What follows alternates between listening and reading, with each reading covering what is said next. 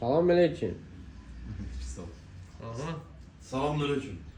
Aleyküm. Aleyküm salam. Qardaş haradan gəlmirsən? Mehtapatdan sırf Sen- ədalətə görə. Səni kim yönləndirib bura? Gündüz müəllim. Əmin əllərdəsən, düz gəlmirsən, narahat olma.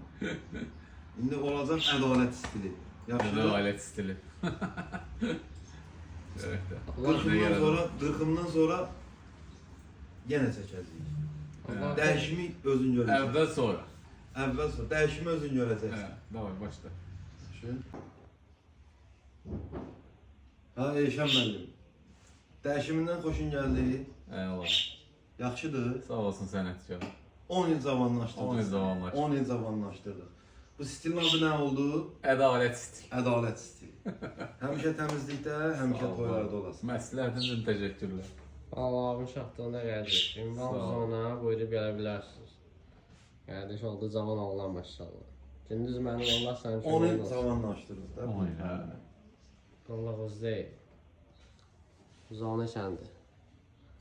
Hamıya qromu salamla. Buyurub gələ bilərsiniz. Vallahi uzun toyunda inşallah. Həcilər. Var olasın.